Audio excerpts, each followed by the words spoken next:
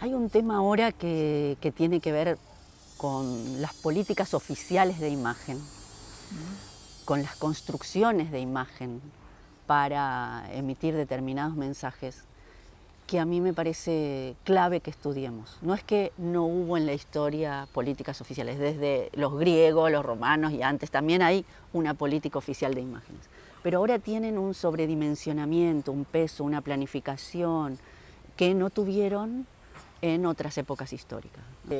Particularmente, digamos, el gobierno de Trump, los gobiernos de derecha ahora en América Latina, el gobierno particularmente de Macri, tienen muchísimo trabajo sobre la construcción de la imagen oficial, ¿no? Lo vemos con Macri, lo vemos con Vidal, lo vemos con un tipo de imágenes estudiadas, un tipo de producción de imágenes en donde además no importa efectivamente que se desenmascare el cinismo, ¿no? Esto es lo que vos comentabas, o sea, él se sube al colectivo, aparentemente está viajando con pasajeros y qué sé yo, después se prueba que el colectivo estaba parado, que los pasajeros eran militantes llevados, etcétera, y no importa, ¿no? O sea, el efecto ya lo produjeron. Ahora, yo creo que ahí se da un fenómeno comunicacional, pero también político muy importante que tenemos que pensar. Creo que hay muy pocos estudios sobre el tema, creo que los que estudiamos comunicación tenemos ahí una deuda pendiente, hay muy pocos de nosotros que estamos pensando esos temas y creo que son cruciales. A través de esas construcciones muchas veces se definen elecciones, ¿no? Creo que la política comunicacional de las elecciones del 2015 influyó muchísimo en que gane Macri, en ese pequeño porcentaje que le había sacado a Scioli, pero creo que no es tan definitorio como muchos también suponen. Y esto también quiero dejarlo claro, aún como estudiosa de los temas de la comunicación. Digamos, los medios no son omnipotentes, la gente no es tarada que es llevada de las narices, digamos, no hay una teoría de la comunicación omnipotente, omnímoda, que convence a la gente de lo que quiera convencer, digamos. La gente se da cuenta que es una construcción y aún así quiere seguir apoyando al gobierno, ¿no? Entonces, ahí hay otros fenómenos a estudiar que tienen que ver con las expectativas que tiene ese gobierno, sus expectativas de ascenso social, o que efectivamente creyó y cambió de opinión, o que se sintió defraudada, etc. Digamos, a mí me interesa un fenómeno histórico muy particular en el que yo estoy tratando de pensar, que fue Argentina durante Malvinas, porque efectivamente ahí se tocó una vena popular muy sentida, que era la necesidad de recuperación de las islas, ¿no? Y entonces gente de todo tipo y color, que incluso gente que sufrió en carne propia la dictadura militar, apoyaba igual la recuperación de las islas. Entonces, ¿qué pasó ahí, no? Digamos, ese fervor de apoyo en 64 días que dura la guerra se cae como desilusión total cuando la población se entera la verdad de lo que sucedió en las islas, ¿no? Digamos, el maltrato y las torturas inclusive a los propios soldados, la deshumanización con la propia tropa, la falta de comida, la improvisación, la falta de abrigo, o sea, todo era un desastre y la población en el continente pensaba que efectivamente íbamos ganando. Entonces, ese grado de engaño colectivo me parece un caso a analizar, porque creo que hay momentos similares a eso que se están viviendo en la actualidad. Creo que el 2015 fue un gran engaño colectivo respecto de el cambio social para mejor que podía tener la mayor parte de la población en Argentina. Y después, a 2 años, vemos cómo sistemáticamente todas las promesas fueron incumplidas. Eso va a tener un costo, no puede no tenerlo. Las crisis profundas aceleran los cambios políticos e históricos, pero los cambios son acumulativos. O sea, el macrismo no empezó en el 2015, hubo un trabajo de acumulación y de instalación de sus discursos que fue haciendo mella y fue convenciendo a un porcentaje importante de la población. ¿El macrismo de alguna manera es un producto del cristianismo? Yo creo que no, yo no me animaría a decir esa frase. Sí que Macri le gana a Scioli, no le gana a otro candidato. Y Scioli para los que vivimos en la provincia de Buenos Aires era determinado candidato. Nosotros teníamos experiencia, lo que es la policía bonaerense, lo que es la desigualdad en el conurbano, lo que eran las cárceles, lo que eran la obra pública. O sea, yo tengo listas para decirte. O sea, votar a Scioli también era dificilísimo. O sea, me parece que Macri es producto de muchas cosas. Sí hay algo que me quedó pendiente de la pregunta anterior, donde por lo que vos me comentabas del taxista que votaba a quien que directamente lo iba a perjudicar en el caso de Menem, etc.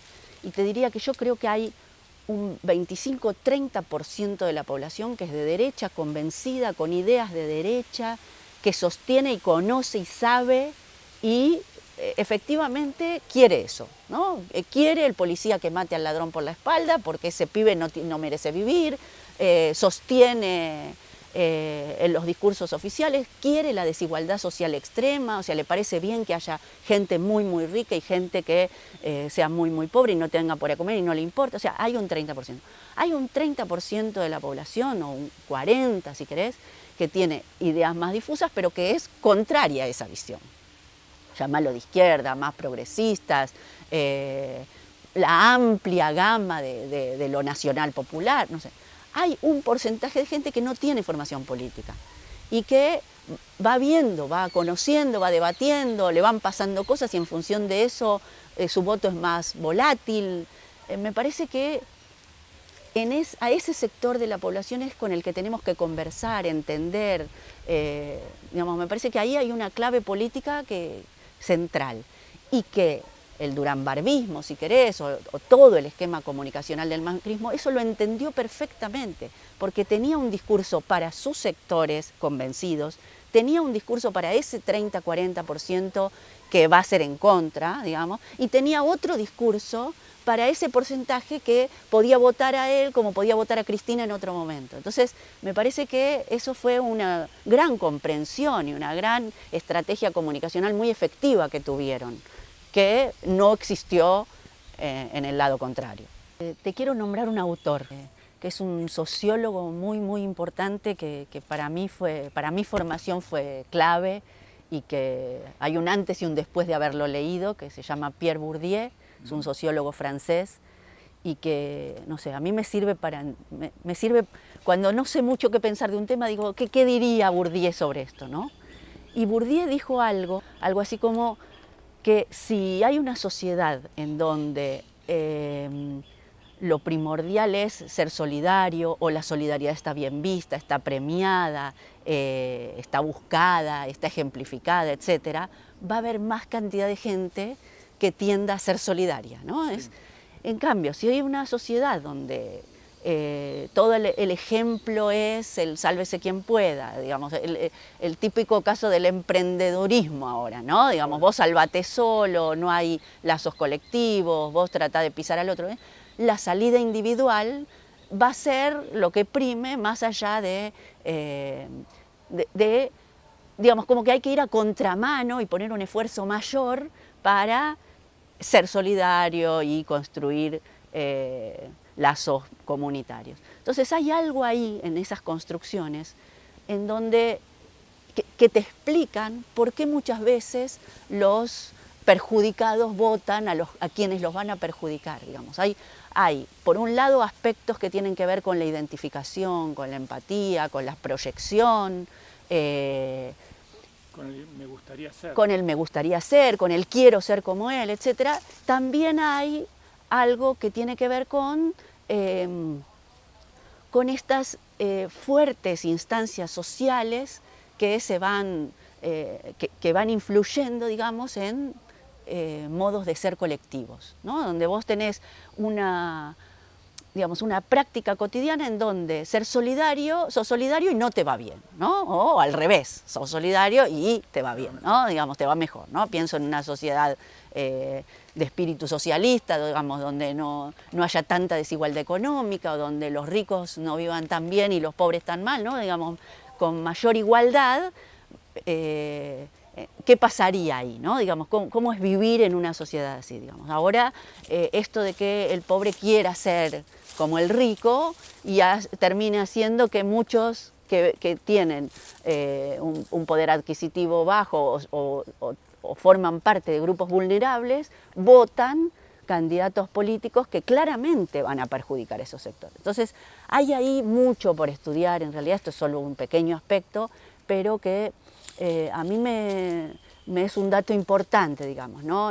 Bourdieu habla de no hay actos desinteresados, y ser desinteresado también tiene su interés, entonces es buscar cuál es el interés social en una sociedad, ¿no? Por eso es tan grave el discurso meritócrata, es gravísimo que por ejemplo, se instale el tema de la competencia, la competitividad en las escuelas, ¿no? Digamos, qué distinto sería un curso, vos como docente, si el curso se siente parte de un colectivo, de un equipo que tiene que ir para el mismo lado, donde los más aventajados ayudan a los menos aventajados, a diferencia de un curso en donde el que sabe más le va a ir mucho mejor que al que sabe menos y no le importa el resultado de cómo le va al compañero, ¿no? Digamos, te genera otra cabeza y otra construcción social lo que producís con ese pequeño. Entonces, me parece que ahí entonces el fortalecimiento del trabajo en equipo, de construcciones junto con otros, de pensar en conjunto soluciones, de explicar, discutir, charlar con otros, me parece que ahí hay una clave fundamental. A mí me parece que las redes sociales hoy son una posibilidad de intervención social y son un gran medio de comunicación en donde todos potencialmente somos emisores y receptores, ¿no? Esto nos da una posibilidad de intercambio, de debates, de conocimiento, ¿no? Yo tengo gente conocida o gente vinculada, por ejemplo, a la fotografía en México, en Brasil, en Perú, en España, en Italia, a las que les pedí amistad o me buscaron o por alguna razón nos conectamos por congresos académicos que nos conectan. Y eso me permite a mí un conocimiento de sucesos, fotografías, imágenes que pasan en otros lugares del mundo que no tendría la posibilidad de conocerlo si no existiese esa red social. Eso por un lado. Por otro lado es lo que te mencionaba antes, efectivamente yo, digamos, por haberle dedicado un tiempo y por haber encontrado tal vez el mecanismo, ¿no? Textos cortos, a veces imágenes potentes o atractivas, con una idea a desarrollar, no muchas ideas, sino alguna idea y con un vocabulario accesible que lo pueda entender cualquiera, no necesariamente alguien que haya estudiado una carrera universitaria. Hay algunos posteos o algunas cosas que tienen una difusión. A mí eso me genera una responsabilidad y me genera la reflexión del poder que tenemos de intercambiar información, imágenes, datos, ideas a través de una red social sin intermediarios poderosos como son los grandes multimedios, ¿no? Yo he protagonizado o he leído debates interesantísimos que me han hecho reflexionar, cambiar opinión, encontrar ideas nuevas, etcétera, gracias a la existencia de las redes sociales. O sea, me parece que son lugares potencialmente muy ricos, que son una arena hoy de lucha política, eso lo sabe tan bien el gobierno que interviene muchísimo y todo el tiempo, ¿no? Me parece que por otras fuerzas políticas conocen mucho menos del tema y lo manejan mucho peor que lo maneja el gobierno. Me parece que eso también se nota. En mi caso fue un conocimiento, por un lado muy intuitivo, como te decía al principio, de ir dándome cuenta, y por el otro lado es muy visceral, escribo lo que tengo ganas. Muchas veces me piden, no me subís esto, no me haces lo... No me da ganas, no es un tema en el que yo me haya interesado. O sea, yo en general, si escribo es porque me interesó ese tema a mí, porque hay algo de ahí que me preocupa, porque es una imagen que a mí me impactó. O sea, hay algo ahí muy sincero que yo hago respecto de mis opiniones personales, mis ganas personales, mis deseos personales. Digamos, en general suelo escribir sobre eso, sobre lo que efectivamente a mí me involucra en términos personales. Respecto de la segunda pregunta, la pregunta sobre, en este contexto actual, bajo un gobierno elegido democráticamente, pero que se perciben ciertos riesgos respecto de las opiniones, donde hay gente a la que le revisaban sus redes sociales y en función de eso fueron despedidos de sus trabajos, digamos. En este contexto, ¿qué pasa cuando uno dice lo que piensa o transmite efectivamente sus ideas políticas. Yo ahí tuve una decisión también, tomé una decisión. Hay gente que se tuvo que cambiar el perfil también respecto de cuál es tu trabajo, cuál es tu situación. A mí me hubiese gustado poder encontrarme representada en alguna organización política y no lo encuentro. No estás. Entonces, pero tengo ideas políticas y tengo la necesidad de intervenir sobre la realidad que estoy viviendo. Pero sos una especie de francotirador. Y entonces encontré ahí un lugar de intervención a pesar de no estar adentro de una organización, ¿no? O sea, y digamos, hay gente que digamos, encuentra entonces en el cambiarse su nombre o no decir lo que piensa, etcétera, una especie de seguridad. A mí me da más seguridad ser más visible. Yo siento que cuanta más visibilidad tenga, menos riesgos puedo tener de que me pase algo, digamos, ¿no? Eso es otra forma de cuidarse. Y además, una necesidad social de hacer algo para vivir en un país más justo. Yo eso lo tengo, sinceramente lo siento.